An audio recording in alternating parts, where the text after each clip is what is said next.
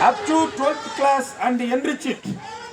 Stop merger, closure of schools. Provide voting right to primary and upper primary school teachers in MLC elections.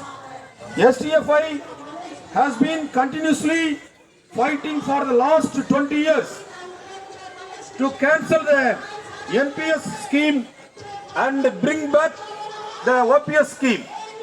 STFI has held many protests for that. It has participated in many protests. It has held many protests in Delhi every year. There is no other teachers federation that has protested to the extent of STFI for these demands.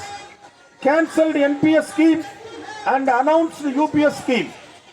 We don't accept it.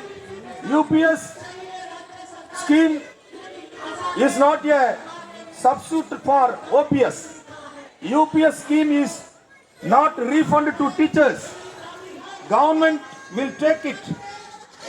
It is a scam scheme. Who are they to take our money? That is our question. So, central government should implement OPS scheme immediately.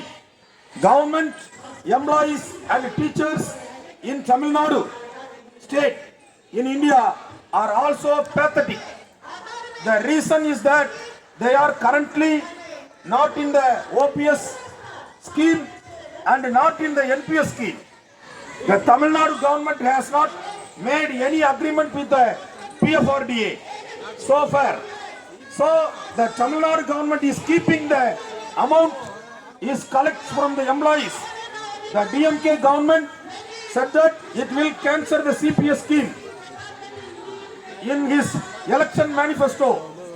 This is a fraud.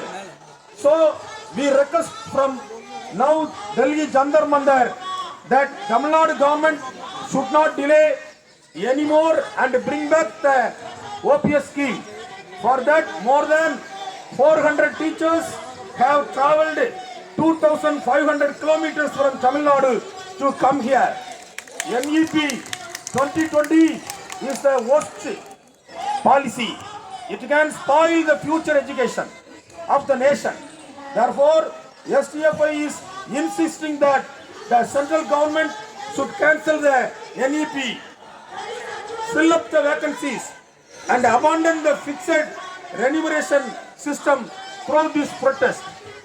தமிழ்நாட்டிலிருந்து புதுடில்லி ஜந்தர் மந்தருக்கு வருகை தந்திருக்கின்ற 400க்கும் மேற்பட்ட STFI-யில் இணைந்திருக்கின்ற 9 இணைப்பு சங்கங்களின் பெருமைக்குரிய தோழர்களே, இன்று இந்திய பள்ளி ஆசிரியர் கூட்டமைப்பு என்று சொல்லக்கூடிய STFI அமைப்பின் சார்பிலே இந்த மகத்தான இந்த தர்ணா போராட்டத்தை நாம் நடத்தி கொண்டிருக்கின்றோம். இந்த போராட்டத்தின் மூலமாக நாம் ஒன்றிய அரசிற்கும் தமிழ்நாடு அரசிற்கும் ஜந்தர் மந்தரிலிருந்து நாம் சொல்லுகிற செய்தி என்பது எங்களுடைய கோரிக்கைகளை நீங்கள் நிறைவேற்ற வேண்டும். கடந்த 20 ஆண்டு காலமாக STFI என்கிற இந்த அமைப்பானது ஆசிரியர்கள் அரசு ஊழியர்களுடைய வாழ்வாதார கோரிக்கையான தன்பங்கேற்பு ஓய்வூதிய திட்டத்தை ரத்து செய்துவிட்டு பழைய ஓய்வூதிய திட்டத்தை நடைமுறைப்படுத்த வேண்டும் என்கிற கோரிக்கையை முன்வைத்து 20 ஆண்டு காலமாக தொடர்ந்து போராடி கொண்டிருக்கிறோம். இன்றைக்கு மத்திய அரசு தன்னுடைய நிலையை மாற்றிக் கொண்டிருக்கிறது. ஆனால் இன்றைக்கு வரை தமிழ்நாடு அரசு தேர்தல் வாக்குறுதியிலே கொடுத்த அந்த வாக்குறுதியை நாங்கள் ஆட்சிக்கு வந்தால் புதிய ஓய்வூதிய திட்டத்தை ரத்து செய்துவிட்டு பழைய ஓய்வூதிய திட்டத்தை கொண்டு வருவோம் என்கிற அந்த வாக்குறுதியை இதுவரை நிறைவேற்றவில்லை. அதை உங்களுக்கு உறக்க சொல்வதற்காக தலைநகர் புதுதில்லியிலே ஜந்தர் மந்தர் என்கிற இந்த இடத்திலே இருந்து தமிழ்நாடு அரசுக்கு நாங்கள் ஒரு எச்சரிக்கையாக இன்றைக்கு இதன் மூலமாக தெரிவிப்பது, நீங்கள் தேர்தல் வாக்குறுதியிலே சொன்ன அந்த சிபிஎஸ் திட்டத்தை ரத்து செய்வோம் என்கிற கோரிக்கையை நீங்கள் ரத்து செய்ய வேண்டும். இல்லை என்றால் அதற்குரிய பலனை நீங்கள் அனுபவிக்க வேண்டிய சூழல் ஏற்படும் என்பதை இந்த நேரத்திலே நாங்கள் சுட்டிக்காட்ட விரும்புகிறோம். ஏனென்று சொன்னால் எந்த காரணத்தை கொண்டும் தேசிய ஓய்வூதிய திட்டத்தை ரத்து செய்ய முடியாது என்று சொன்ன மத்திய அரசு இன்றைக்கு அதிலிருந்து சற்று இறங்கி யூனிஃபைடு பென்ஷன் ஸ்கீம் என்கிற புதிய திட்டத்தை அறிவித்திருக்கிறது. அது பழைய ஓய்வூதிய திட்டத்திற்கு மாற்று அல்ல என்பதை நாம் உறுதிபட தெரிவிக்கிறோம். எனவே மத்திய அரசும் ஏற்கனவே நாம் பெற்று வந்த பழைய ஓய்வூதிய திட்டத்தை வழங்க வேண்டும் என்கிற கோரிக்கையை இந்த போராட்டத்தின் வாயிலாக மத்திய அரசிற்கும் நாம் தெரிவிக்க கடமைப்பட்டிருக்கிறோம்.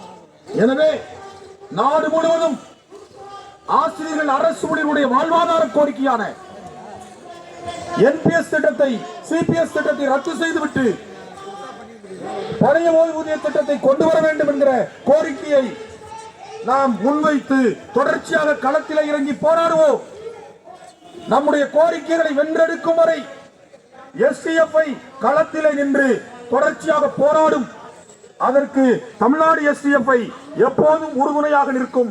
தமிழ்நாட்டிலிருந்து எஸ்டிஎஃப்ஐ வீரர்களும் வீராங்கனைகளும் அணிவகுத்து அந்த களத்திலே எத்தனை முறை வேண்டுமானாலும் கலந்து கொள்வதற்காக 2500 கிலோமீட்டர் பயணம் செய்து நாங்கள் வருவதற்கு தயாராக இருக்கிறோம் என்பதை மட்டும் எடுத்து சொல்லி வாய்ப்புக்கு நன்றி கூறி விடைபெற்றுக் கொள்கிறேன். Thank you all comrades.